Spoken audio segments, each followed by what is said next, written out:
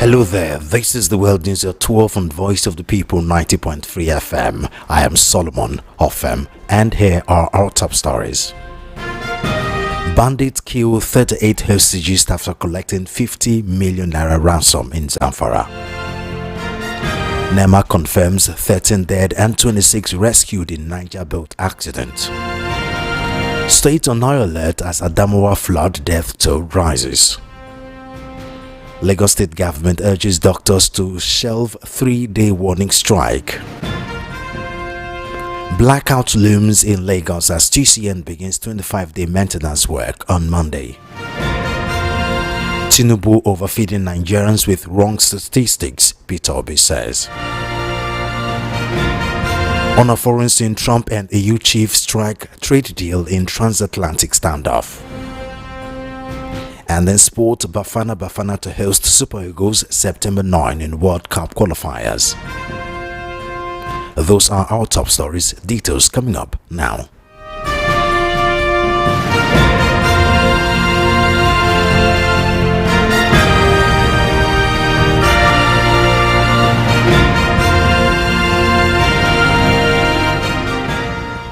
Residents of Banga village in Kaura Namoda local government area of Zamfara state have been thrown into mourning following the brutal killing of 38 kidnapped villagers by bandits despite the payment of over 50 million naira as ransom.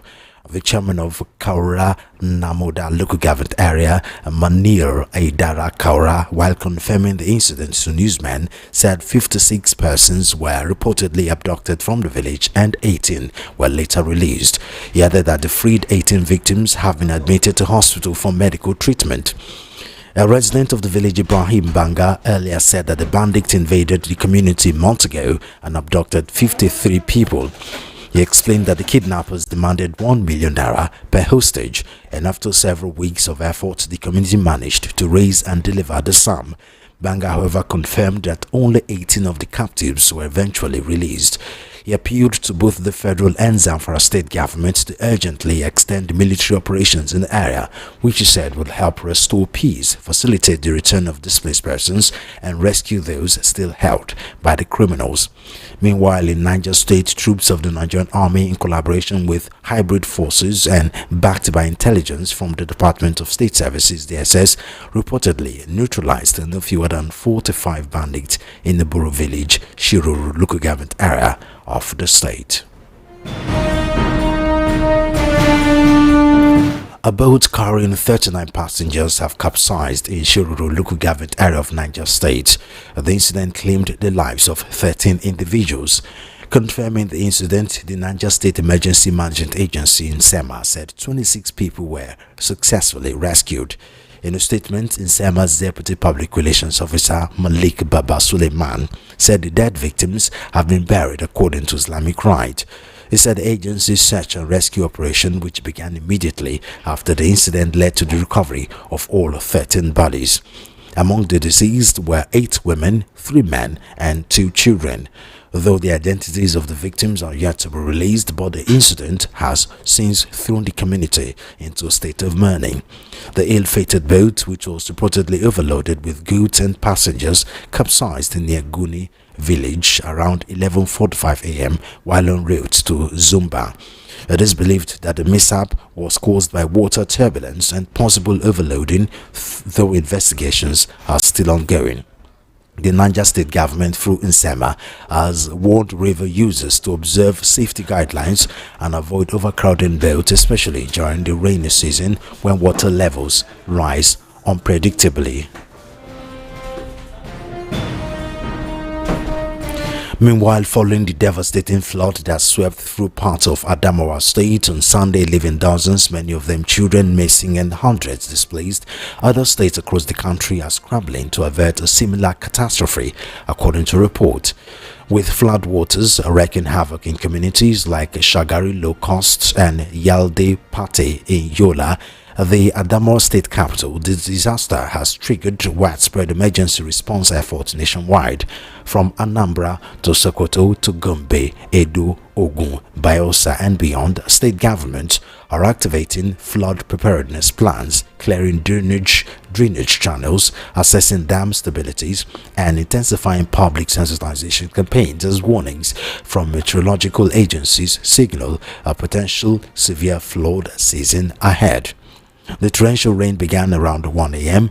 and intensified through the early hours, but by 3 a.m. homes of the Shagari and Zabun Pegi area were already collapsing as floodwaters surged through streets and into buildings. Initial report claimed 2 people dead from disaster, with dozens of unconfirmed number of people, especially children, declared missing following the over 6 hours of downpour in parts. Over 600 houses were washed away, according to some of the victims, who narrowly escaped death but were still searching for their family members.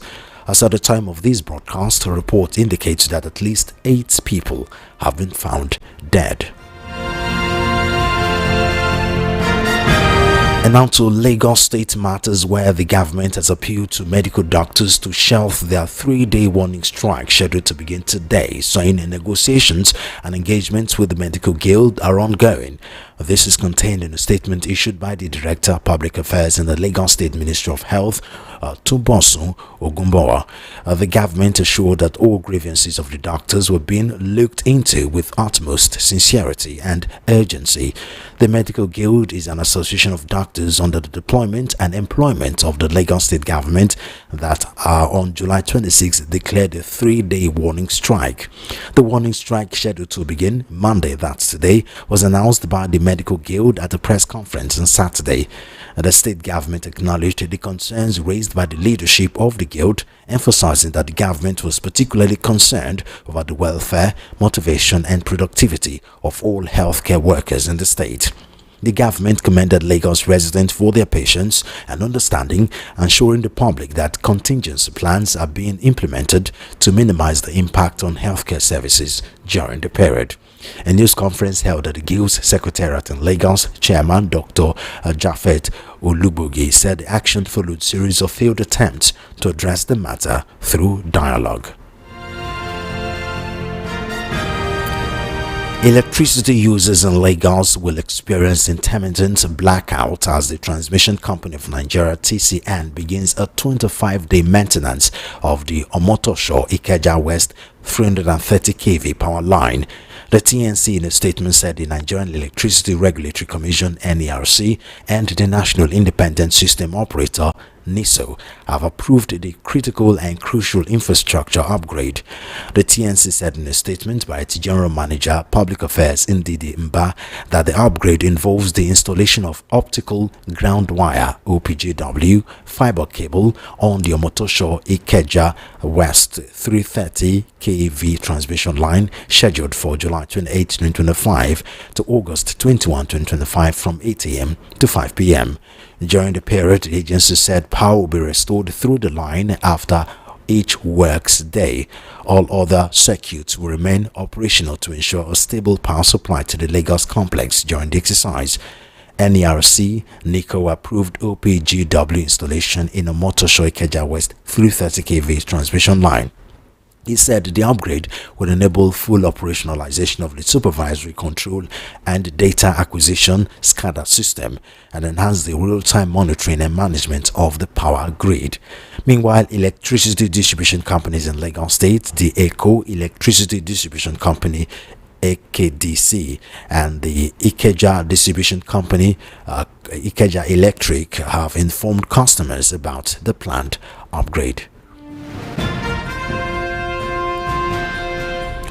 Former presidential candidate of the Labour Party Peter Obi has criticized President Bola Tinubu's handling of the economy, accusing him of misrepresenting data to mask the country's deteriorating economic realities.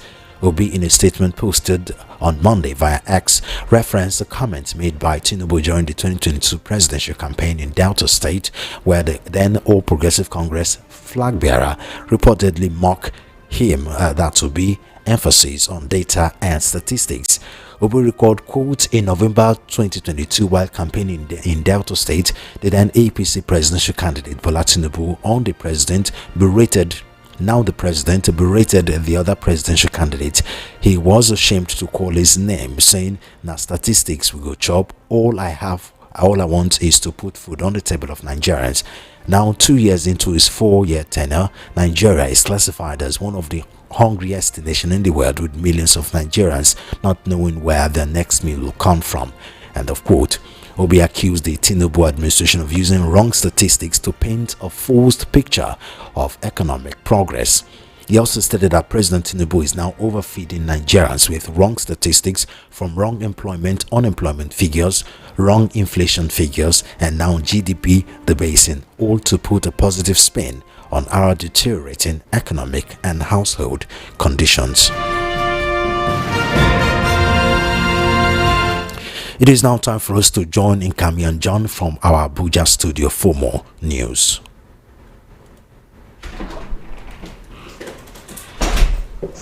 Thanks for staying with us. These are the latest developments from the nation's capital. I am Nkamian John. The Federal Capital Territory Administration has approved the constitution of vetting committees to review the sale of federal government houses in the FCT. The committee will also examine the titling of designated park plots and the management of related land parcels across the territory. Director of Land Administration Chijoke Nwawoze disclosed this while inaugurating the committee in Abuja. He said the move follows ministerial directive after serious irregularities were uncovered in past sales process. He listed the issues as diversion from approved mandates, improper verification, late payments, inadequate documentation, and poor coordination amongst departments. He noted that FCT Minister Nyesom Wike approved the committee's formation with clear mandates and timelines to ensure proper and timely resolution of all land-related matters. The University of Port Harcourt, Rivers State, has named its newly completed convocation arena after the Minister of the Federal Capital Territory, Nyesom Wike. The arena was inaugurated on Saturday by the sole administrator of Rivers State, Vice Admiral Ibok Ete Kwes Ibas, retired, as part of events marking the university's 35th convocation ceremony and 50th anniversary.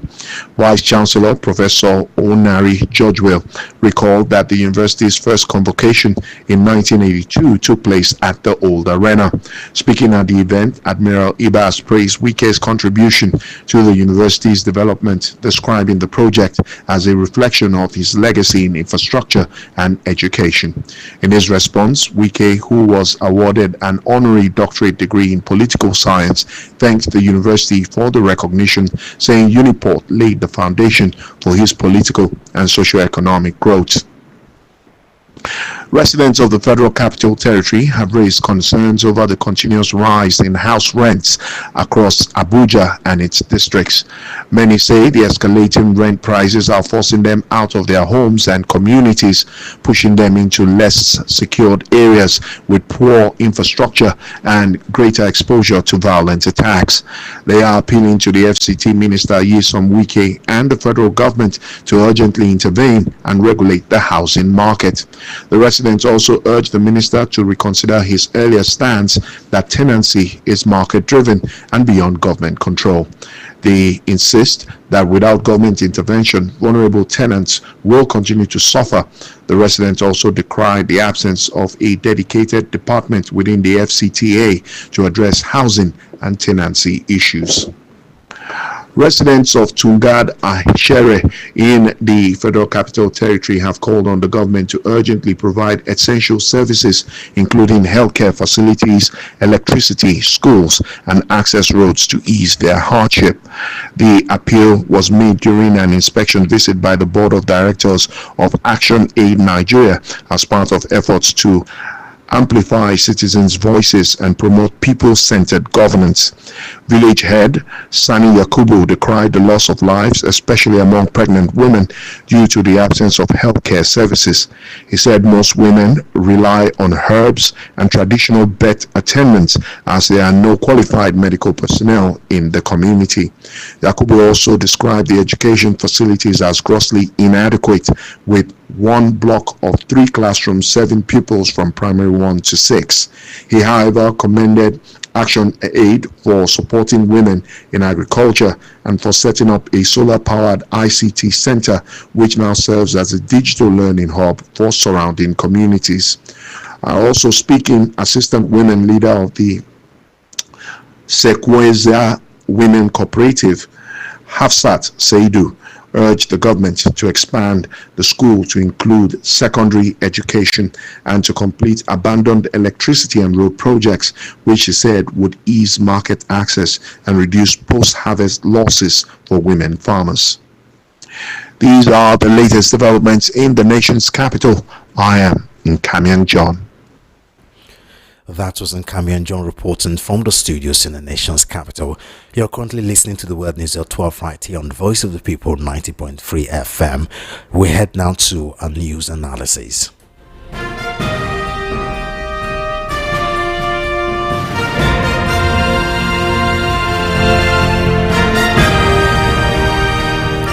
Joining me on the news analysis is Peter Anosike, current affairs analyst. He's also a PhD holder in consulting and profit management from Brainerd University, Delaware, United States. Dr. Anosike, thank you so much for joining us on the news. Thank you for having me.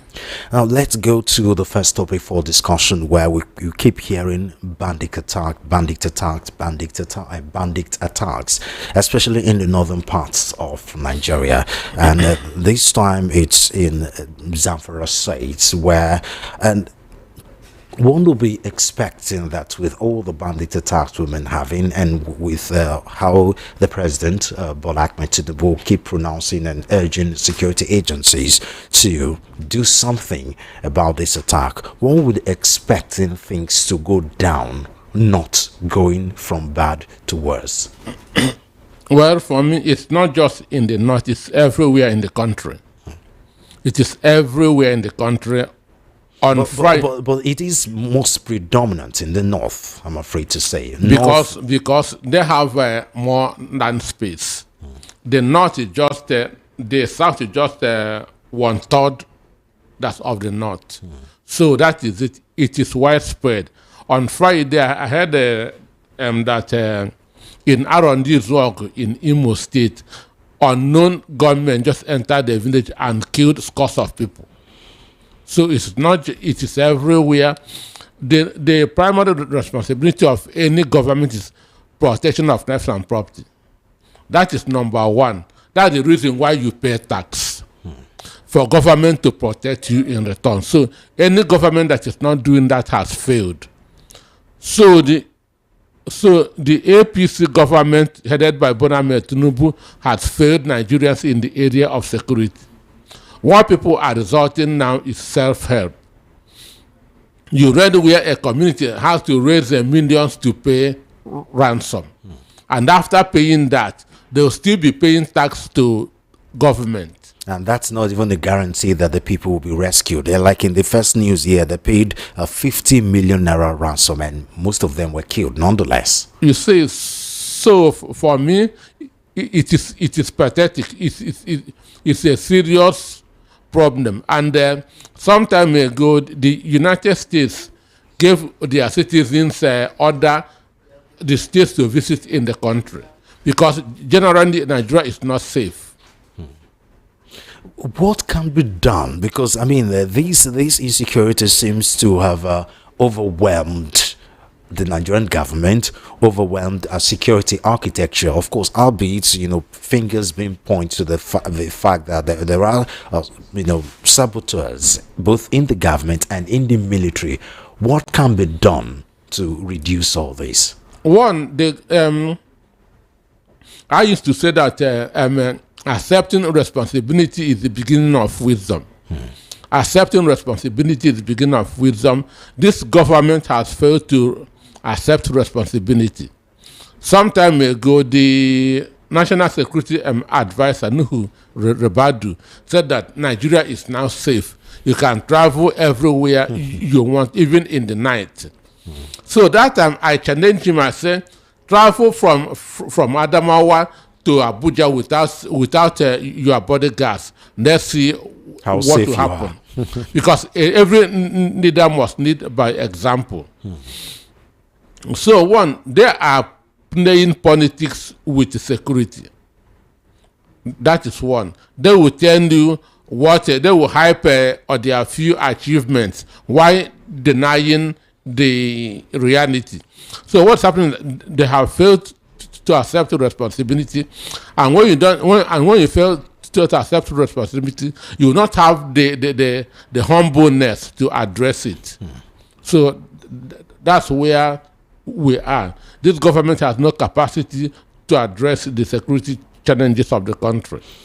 Now, David Mark, the interim ADC, chairman, spoke at the weekend, where we had a meeting with Northerners, and he said most of the issues that happening in the Northeast is self-inflicted. Of course, this is after some persons have come out to say the Tinubu administration has ignored Northerners. That's one question. Yes, and he came out to say something that most of the issues happening in the North are self-inflicted. Now, this is like a premise to so many other stories we're getting here from the North. We have a boat accident where 13 people died. We also have a flood situation, and this is especially in the flood issue. This is coming at a time where, for the first time, I'll say, some states are beginning to put in preventive measures other than reactionary measures. You see some states, albeit slow, have been trying to put a lot of preventive measures when it comes to flooding, but you still get a lot of stories of people dying via flooding in the North, like in this case at Damawa. And of course, it's still part of the flooding issue that have caused the boat in Niger State to capsize, because during rainy season water level rise, and I can't believe in 2025 we're still traveling by boat without safety measures. No, for me, the question is, these boat drivers, who regulates them, who licenses them, who satisfies them? Understand? Now that's on the road, you can have a MOT, Federal Road Safety, and so on and so forth. Those boat drivers, who regulates them, who issues them license, who monitors them? You read of that's an overloaded boat. So these are preventive deaths, understand me? Because assuming there's a regulatory body, they will have made sure that the boat is not overloaded. Assuming that the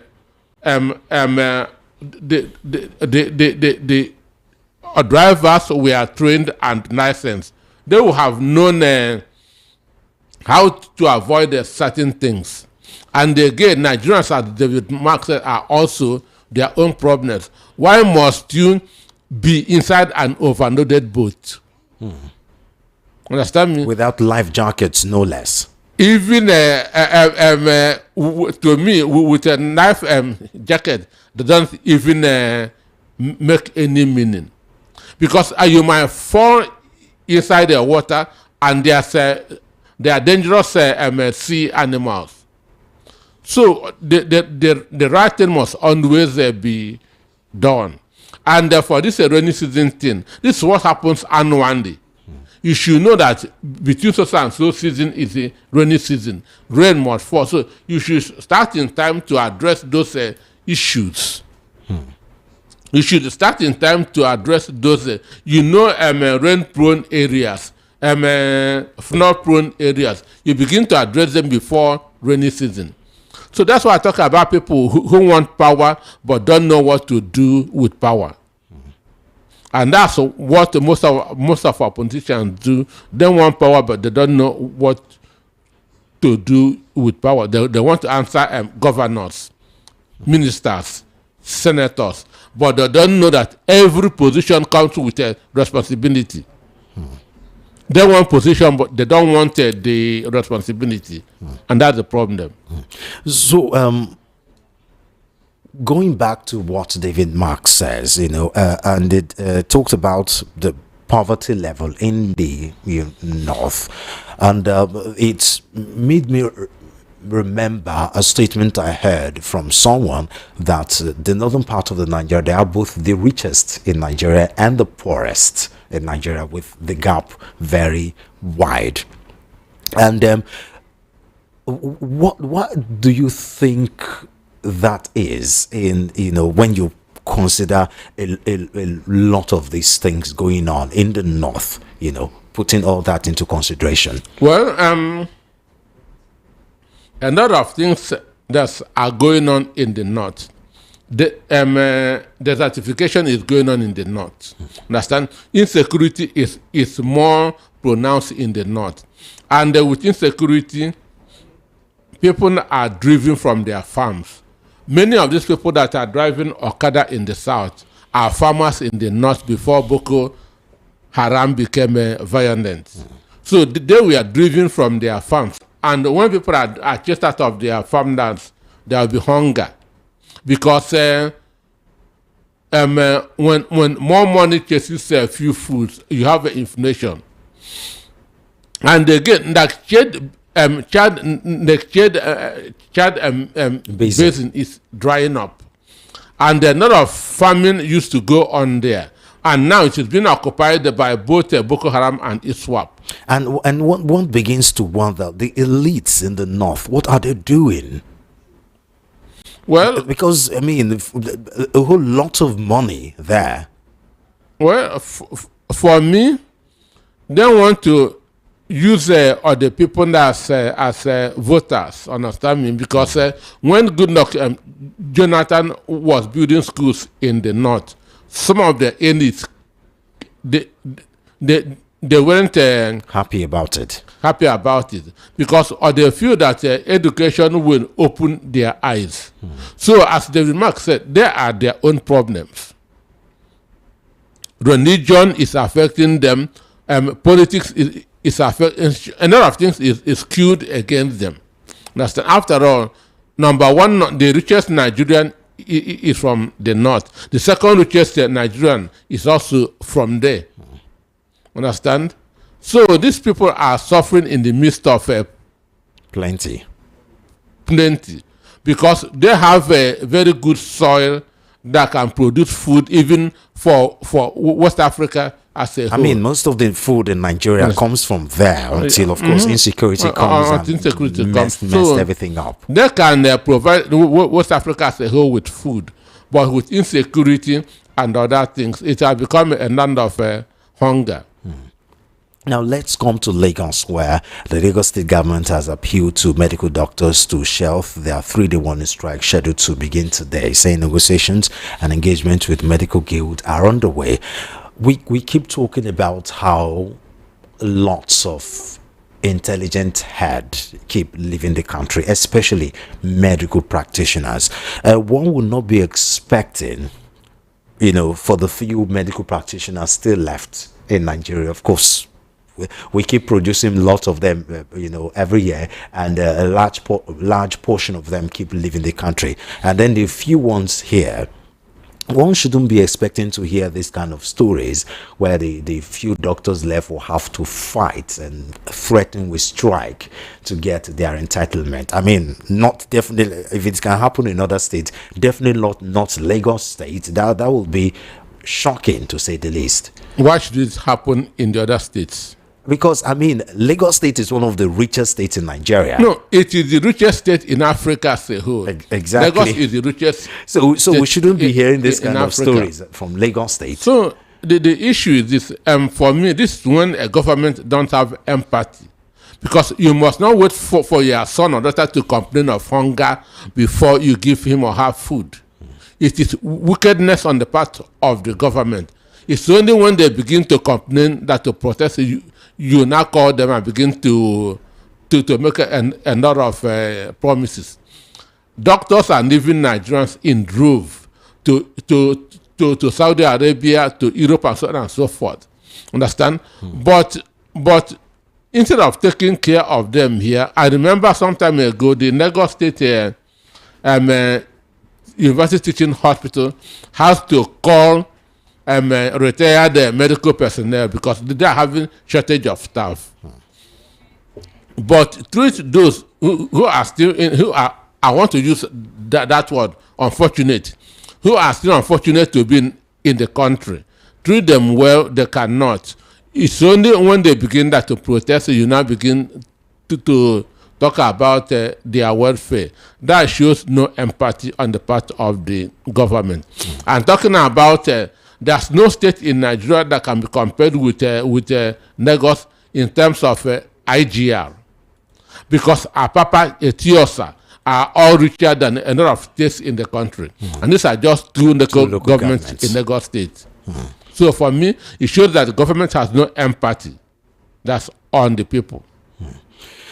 To the next topic, where of course the electricity users in Lagos will experience intermittent blackouts as the Transmission Company of Nigeria (TCN) begins a 25-day maintenance of the Motosho Ikeja West 330 kV power line. Of course, we are in Lagos, so it's definitely going to affect us. What do you think of this story, though?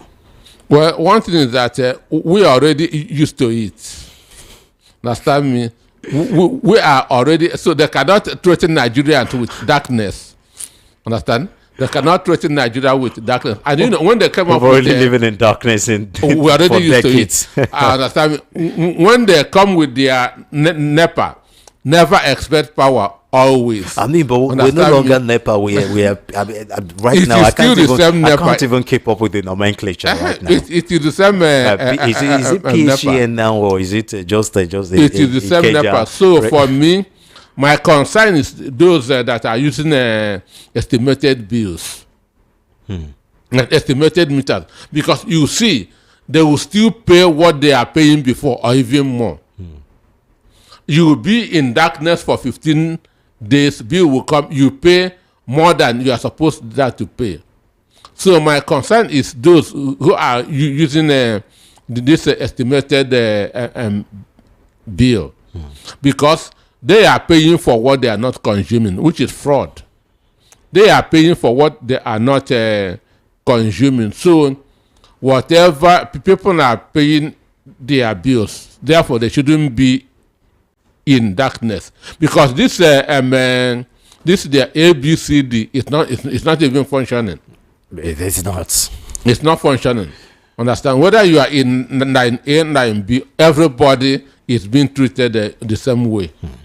Well, one should have expected in this day and age, we should have gone past situation where maintenance is going on and there won't be power for hours. You know, where in Sinach line, you know, when this particular station is due for maintenance, they will switch it to the other channel while maintenance is being done here, and then switching here and there as you know, maintenance requires. No, the issue is this: in other parts of the world, everybody shouldn't be on the national. There should be alternative sources of electricity energy supply. But here we are just depending on one, and that's the problem, and it is so overburdened. This is the national grid was built when the population of Nigeria was just 56 million, but now we are more than 220 million. Imagine something that was built for 56 million people; it has been overstretched. And that's why we are having this collapses here and then. So that's the problem. And everybody shouldn't be there must be that diversification of that's obvious that's energy sources. And then finally, former presidential candidate of Labour Party Peter Obi has criticized Bola Tinubu's handling of the economy, accusing him of misrepresenting data to mask the country's deteriorating economic realities. Now we get to see data, you know, coming from the presidency, coming from this tenure for different things. And 2 weeks ago, talked about the basing of the GDP. Do you think that's true? All those things are audio. All those things are fake. Understand? There's no data you can give to a hungry man that will stop hunger. Understand? If somebody is hungry, there's no promises. There's no data. These people, what Tinubu did was what Babangida did in 1985. What Babangida called the Structural Adjustment Program, SAP, which is IMF policy. devaluation of your currency and removal of subsidy. That's exactly what Tinubu did. What Tinubu did was devaluing our currency, but he gave it a different name to confuse those who don't know. Mm-hmm. And Nigeria have not recovered from the sap of Babangida, which happened in 1985. So this what Tinubu did is just that to add salt to the injury. So all the data that they were giving to you is just fabricated to make his government look good. IMF said that poverty will worsen in the country by 2027, and that's a fact. And I believe them more than I believe Bondamed Tinubu. Nigerians are hungry. They need food. They need cheaper energy, cheaper electricity, understand, cheaper means of transport, and not data. Q1, Q2 does not reduce the price of food in the market. As far as it doesn't affect the people on the street positively, it doesn't mean anything. You cannot tell a hungry man first quarter there's an improvement, second quarter. That's not a solution. Solution is taking care of the welfare of the people, period. Okay, Dr. Anosike, it's always a pleasure talking to you. Thank you for joining us on the show. Yeah, thank you for having me. That was Peter Anosike, a current affairs analyst. He has PhD on consulting and profit management from Brainerd University, Delaware, United States. And for a quick look at what's happening outside Nigeria, US President Donald Trump and EU Chief Ursula von der Leyen have announced that they have reached a deal to end a transatlantic tariffs standoff and avert a full-blown trade war. The agreement came as the clock ticked down on an August 1 deadline for the European Union to strike a deal with Washington or face an across-the-board US levy of 30%. Trump told reporters the deal involved a baseline levy of 15% on EU export to the United States, as the same level secured by Japan, including for the bloc's crucial auto sector, which is currently being taxed at 25%. He also said the bloc had agreed to purchase $750 billion worth of energy from the United States, as well as $600 billion more in additional investment in the country. Negotiating on behalf of the EU's 27 countries, von der Leyen's European Commission had been pursuing and pushing hard to salvage a trading relationship worth an annual $1.9 trillion in goods and services. The EU has been hit by multiple waves of tariffs since Trump reclaimed the White House.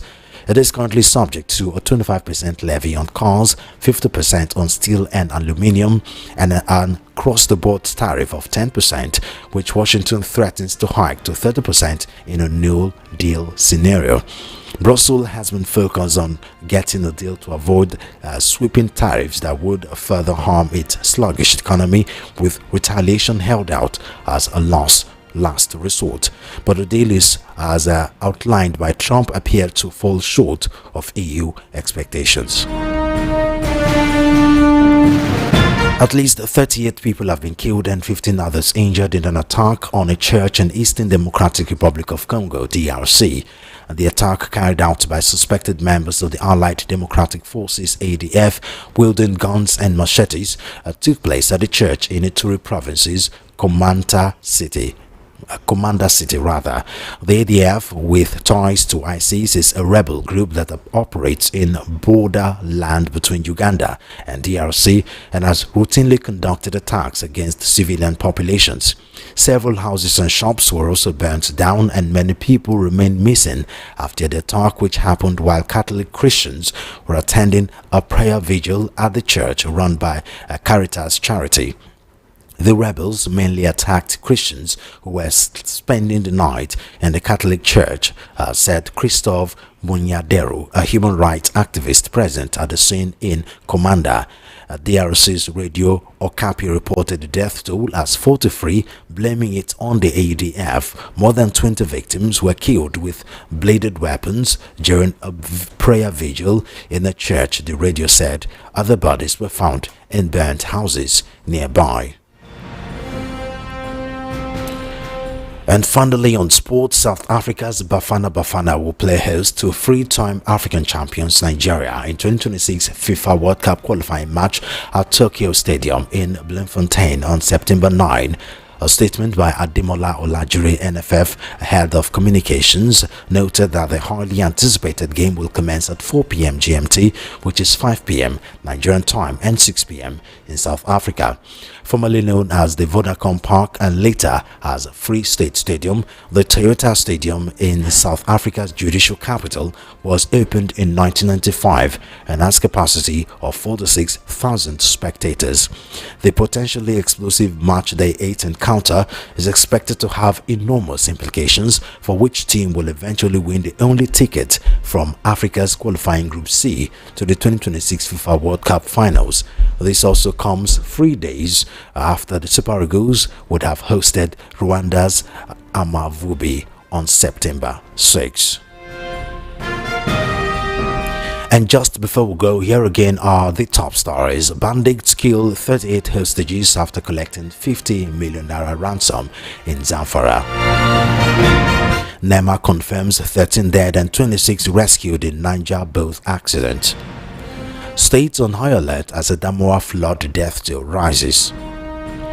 Lagos State government urges doctors to shelve 3-day warning strike. Blackout looms in Lagos as TCN begins 25-day maintenance work on Monday. Tinubu overfeeding Nigerians with wrong statistics, Peter Obi says. On our foreign news, Trump and EU chief strike deal and trade deal in transatlantic standoff. And in sports, Bafana to host Super Eagles September 9 in World Cup qualifiers. And that's the world is at 12. I am Solomon of them. Do follow our social media handles at VOP903FM. Subscribe to our YouTube channel at VOP903FM. Good afternoon and thank you for listening.